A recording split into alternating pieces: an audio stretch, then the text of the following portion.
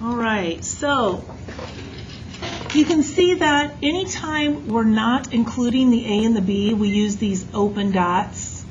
And this is another way this could be written. This is saying that X has to be less than B and X has to be greater than A. This is actually an AND problem here.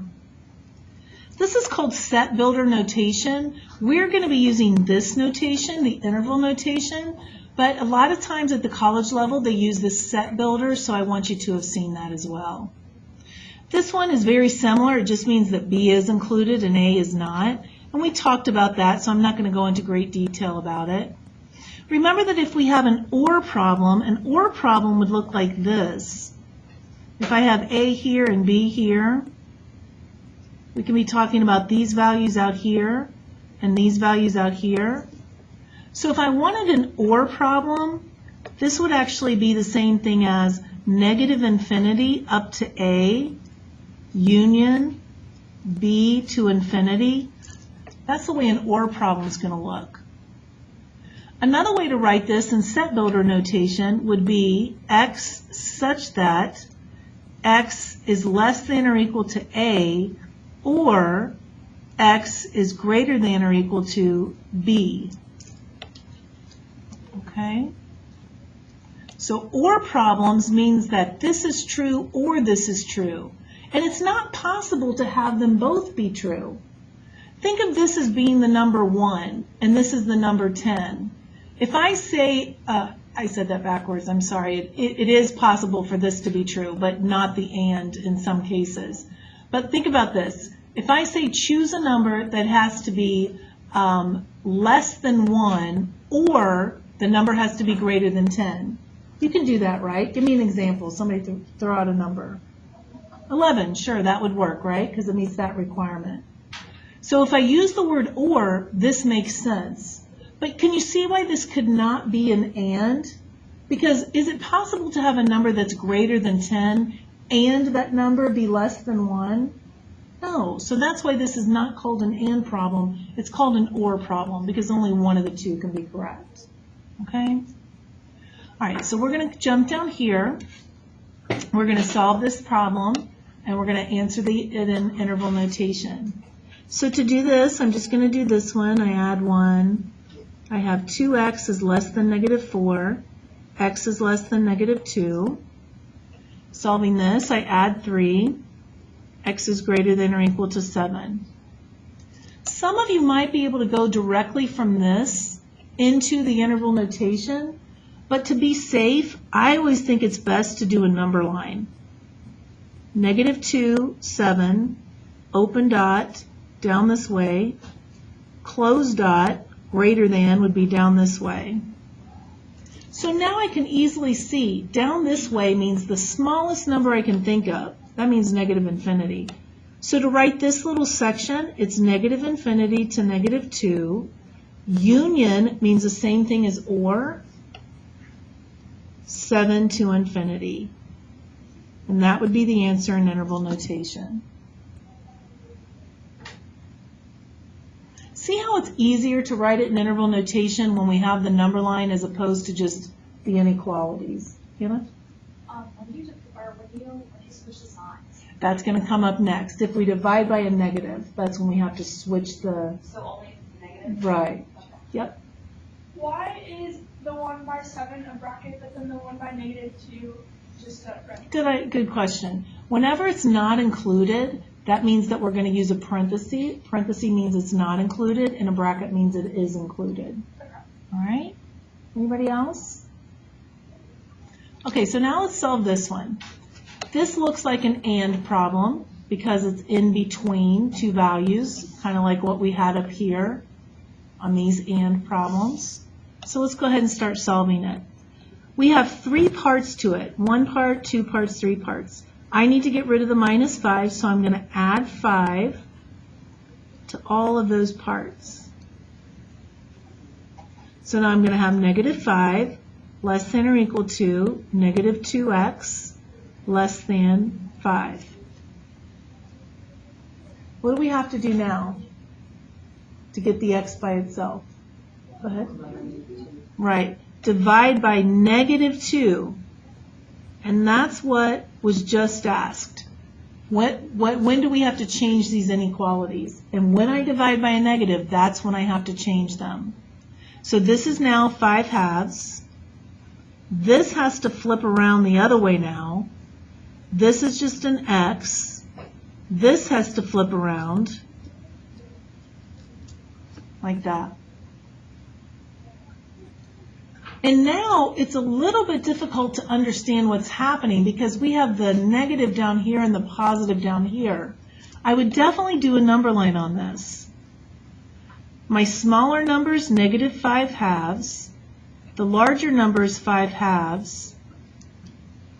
I want x's that are greater than -5/2. So that means an open dot going this way. And I want the values of x to be less than 5/2. So that's a closed dot going this way. Now if both of these have to be true, so we have to meet both of these requirements. So if it's and, that means that both have to be true. And so this is the region we're talking about right there. Anybody know how we would write that in interval notation? Do I use an infinity on this one? No. It's just going to go parentheses, -5/2, comma, 5/2 with a bracket. Does that make sense to everybody?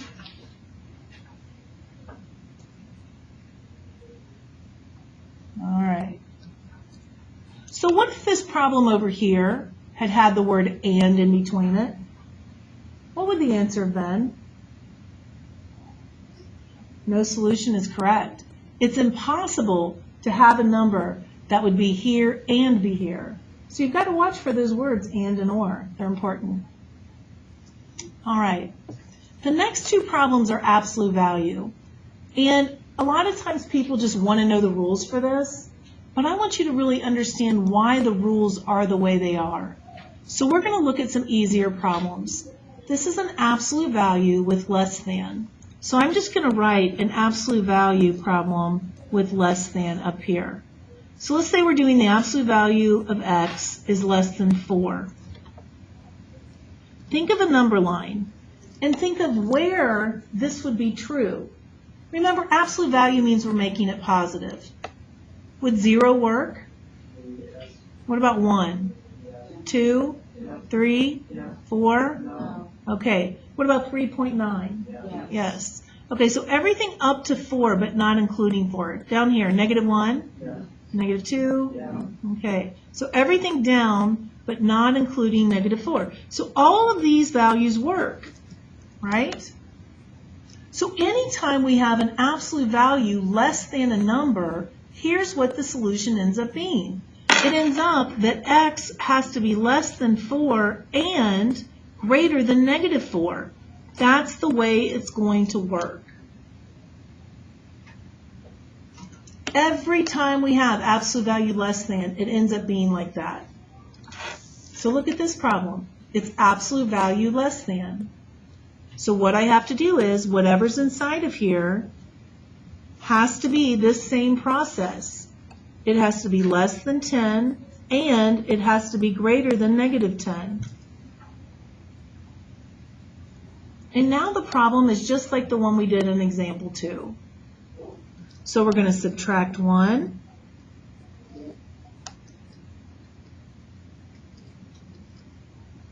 We're going to divide by 3.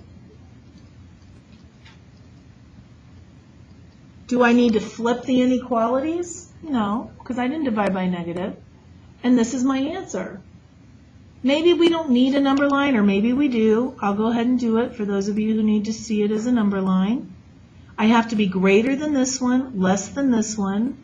So we're talking about this region. Do I use brackets or parentheses? Parentheses, not including. All right. Open circles mean parentheses, means not included. And those would be the numbers that would make that true. And I could check one of them just to be sure. 0 lies in there. If I plug in 0, it should work. 3 times 0 is 0, plus 1 is 1. That's less than 10. Works. Okay? So what if we have absolute value greater than a number? Well, let's come up here and look at an easier problem. So suppose we have absolute value of x, let's say greater than or equal to 3. Does 0 work? No. No. Does 3 work? Yes. Yes, because it's allowed to be greater than or equal to. 4, 5, 6, 7, all those numbers, 3.2, whatever, yep, all these work. Okay, what about negative 3? If you took the absolute value of it, is it greater than or equal to 3? Yep, so that works. Does negative 2 work? No. So we need to go this way, don't we? Negative 4 works, negative 5 works. So the things that work are the values of x that are less than or equal to negative 3, or if the value of x is greater than or equal to positive 3. So when we have absolute value greater than, it ends up being an OR problem, right? So we can go back to that if we forget. You're going to find throughout the year that I'm not going to make you memorize much at all. I want you to understand why things work. For me, when I was learning math, like if I understood why, I could figure it out. But if I didn't understand why, and I tried to just go off my memory, sometimes I'd be like, I'm not sure if I set it up like that or like that. But if I understand why, it's going to be a lot easier. All right, so now we can come down here, and we can set it up. I just kind of glance back here. So whatever's inside of here has to be less than negative, less than the negative of it, or this value has to be greater than the positive. That's always going to be the setup. Now, the key to this setup, though, let's say that there was a +1 outside of the absolute value. Before you do anything, you would have to get rid of the +1 first. Okay, so let me just real quick over here. If the problem had been like that, you'd have to subtract 1 and turn the problem into this. Do you see what I mean? And then go and start doing this, because you're going to have one on your homework like that. So just remember to get rid of that first, then apply that rule. Questions? All right, so now let's keep going. Subtract your 2,